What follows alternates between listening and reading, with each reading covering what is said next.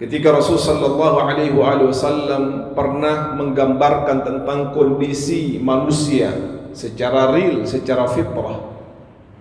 Hadis ini diriwayatkan oleh seorang sahabiyun jalil bernama Anas bin Malik radhiyallahu taala anhu. Dan Anas bin Malik seperti kita ketahui, beliau adalah seorang sahabat yang dijuluki sebagai khadimu Rasulillah. Beliau adalah pelayannya Nabi Muhammad sallallahu alaihi wasallam. Keberadaannya begitu dekat dengan Nabi sampai-sampai banyak sekali hadis-hadis yang diketahui oleh beliau dan tidak diketahui oleh sahabat yang lain. Khususnya hadis-hadis yang mengungkap kehidupan privat Nabi sallallahu alaihi wasallam. Anas bin Malik ikhwatul iman, beliau berumur kurang lebih sekitar 10 tahun ketika Nabi sallallahu alaihi wasallam sampai di kota Madinah. Beliau dan ibundanya turut menyambut kedatangan Nabi dengan menyenandungkan sebuah nasyid yang sangat masyhur, Tala'al badru alaina min thaniyatil wada'. Begitu besar kerinduan kaum Ansar kepada Rasul sallallahu alaihi wasallam, sehingga ketika Rasul sallallahu alaihi wasallam tiba di kota Madinah, beliau dan ibundanya termasuk orang yang bersukacita, walaupun umurnya pada saat itu belum sampai pada umur baligh. Tetapi karena didikan sang ibu, diajarkan, dikenalkan siapa itu Rasul sallallahu alaihi wasallam, maka membuat Anas bin Malik ini tertarik kepada sosok baginda Rasul sallallahu alaihi wasallam. Ketika Rasul sallallahu alaihi wasallam sampai, maka sang ibunda segera menghampiri Rasul sallallahu alaihi wasallam dan segera mengatakan, "Ya Rasulullah, hada ibni, ini adalah anak laki-lakiku. Uhdika iyyah, saya berikan sebagai hadiah untukmu ya Rasulullah. Saya berikan hadiah untuk melayani keperluanmu." Sehingga pada saat itu ibunda dari Anas bin Malik menyerahkan pendidikan anaknya itu, yakni Anas, di bawah pengawasan Rasul sallallahu alaihi wasallam. Sekaligus beliau memberikan anaknya untuk melayani keperluan Rasul sallallahu alaihi wasallam. Ketika Rasul sallallahu alaihi wasallam menerima, beliau pun diminta oleh ibunda dari Anas bin Malik untuk mendoakannya. Kata ibunda Anas bin Malik, "Ya Rasulullah, tolong doakan anak ini." Maka sambil mengelus kepala Anas bin Malik, Rasul sallallahu alaihi wasallam mendoakan dua hal kepada beliau. Yang pertama, Anas bin Malik didoakan agar diberikan umur yang panjang oleh Allah Subhanahu wa taala. Dan yang kedua, Rasul sallallahu alaihi wasallam mendoakan agar dia diberkahi oleh Allah dalam umurnya dan juga di dalam rezekinya. Dan ini khotul iman bisa kita dapati betapa kehidupan Anas bin Malik itu sepanjang hidupnya mendapatkan keberkahan, salah satu bentuk jawaban dari doa Rasul sallallahu alaihi wasallam. Kita lihat di dalam kehidupannya bentuk keberkahan yang didapati oleh Anas bin Malik seperti yang didoakan oleh Rasulullah. Beliau diberikan umur yang panjang, sampai-sampai disebutkan beliau salah satu sahabat yang menyaksikan hampir seluruh tragedi-tragedi yang tidak dialami oleh para sahabat pada saat itu, khususnya setelah hijrahnya Nabi sallallahu alaihi wasallam. Ada yang menyebutkan beliau wafat pada tahun ke-97 Hijriah, 97 setelah hijrahnya Nabi. Artinya kalau ditambah 10 tahun, 97 berarti umurnya berapa? Sekitar 107 tahun. Dan itu umur yang cukup panjang.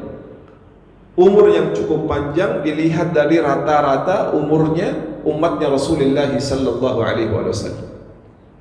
Yang kedua bentuk keberkahannya adalah beliau dikaruniai oleh Allah Subhanahu wa taala anak yang sangat banyak. Ada yang menyebutkan jumlah anaknya itu, ada yang mengatakan 40-an. Ada yang menyatakan anaknya itu 60-an. Walaupun tidak dari satu istri, Pak ya. Artinya beliau menikah, istrinya ada yang meninggal, beliau menikah lagi, dan produktif begitu, Masya Allah ya. Jadi bukan saja umurnya yang banyak, tetapi anak-anak dan anak-anak yang dilahirkan juga adalah anak-anak yang juga diberkahi oleh Allah Subhanahu wa taala. Sehingga banyak di antara keturunan Anas bin Malik ini yang juga kemudian kita kenal sebagai para ruwatul hadis, perawi-perawi hadis. Di antaranya adalah ada yang bernama Abu Bakar bin Anas bin Malik dan seterusnya. Ya, sehingga bukan saja secara kuantitas anaknya itu banyak, tetapi Allah berkahi, maka kualitas dari anak-anak tersebut juga itu mendatangkan satu kedudukan di tengah-tengah umat Islam. Bentuk keberkahan yang lain ikhwatul iman adalah bahwa Anas bin Malik itu, beliau radhiyallahu taala anhu memiliki sebuah perkebunan kurma. Dan kita tahu kebun kurma itu berbuahnya berapa kali Pak selama setahun itu? Dahulu, saya tidak tahu teknologi sekarang ya. Dahulu itu dikisahkan dalam kitab-kitab Syiar A'lamin Nubala, biografinya para ulama, disebutkan dahulu itu kurma hanya berbuah satu kali dalam setahun, yaitu ketika masuk musim panas. Ketika masuk musim panas. Makanya kalau kita baca dalam surah Maryam, Allah mengisahkan kelahiran Nabi Isa alaihissalam. Maka di antara apa yang Allah Subhanahu wa taala wahyukan kepada Maryam itu, di saat sedang sedih, di saat dituduh berbuat zina, sedangkan beliau sedang mengandung Nabi Isa, kata Allah, wa huzzi ilaiki bi jid'in nakhlah, dan goncangkanlah batang pohon kurma itu, maka Allah Subhanahu wa taala akan menjatuhkan dari pohon itu rutaban janiyya, buah rutab yang mengkal, yang segar, yang akan memberikan energi kepada Maryam yang kemudian mengkonsumsinya. Dan itu menunjukkan sesungguhnya Nabi Isa itu lahir bukan di musim dingin. Kalau kita baca tafsirnya, ayat itu menunjukkan bahwa Nabi Isa lahirnya di musim apa Pak? Di musim panas. Di musim di mana kurma itu sedang berbuah. Kurma sedang berbuah. Dan sekarang yang diyakini oleh sebagian orang itu, Nabi Isa lahirnya di bulan apa Pak? Desember. Dan Desember itu musim dingin atau musim panas? Musim dingin. Nah, ini sudah bertentangan dengan kisah yang Allah Subhanahu wa taala tuangkan dalam Al-Qur'an. Nah, Anas bin Malik radhiyallahu taala anhu, beliau mempunyai kebun kurma seperti doanya Rasulullah sallallahu alaihi wasallam, kebun kurmanya pun diberkahi oleh Allah. Sehingga beliau satu-satunya pemilik kebun kurma yang memanen hasilnya itu 2 kali dalam setahun. Kalau yang lain 1 kali dalam setahun, beliau atas doanya Rasul sallallahu alaihi wasallam itu kemudian memiliki kebun kurma yang berbuah 2 kali dalam setahun. Dan masih banyak lagi kisah tentang beliau ikhwatul iman, bagaimana kiprahnya di dalam menyebarkan juga hadis Rasul sallallahu alaihi wasallam.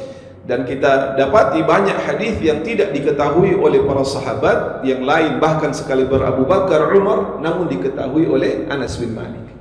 Salah satunya kita dapati dalam Sahih Muslim itu kisah tentang pembelahan dada Rasul sallallahu alaihi wasallam.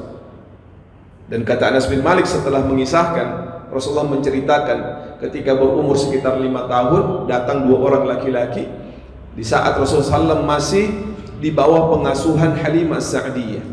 Kemudian membelah dada beliau, mengeluarkan segumpal daging, lalu mengatakan hadza habbu syaitan, lalu membersihkan segumpal daging tersebut yang kita kenal dengan jantung itu, lalu mengatakan ini bagian dari syaitan, lalu dicuci dalam sebuah bejana fi qastin min dhahabin, satu bejana yang terbuat dari emas dengan menggunakan air Zamzam, lalu dimasukkan kembali ke dalam dadanya Rasul sallallahu alaihi wasallam. Dan kata Anas bin Malik dalam hadis tersebut, "Fama ziltu ra'aitu athara", dan saya masih saja melihat bekas belahan dada yang ada di tubuh Rasul sallallahu alaihi wasallam.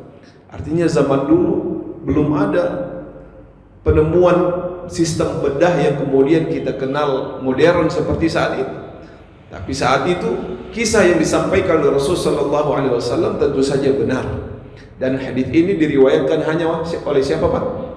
Oleh Anas bin Malik radhiyallahu taala. Beliau radhiyallahu taala anhu juga memiliki banyak sekali kiprahnya khususnya di dalam penyebaran sunnah Rasul sallallahu alaihi wasallam.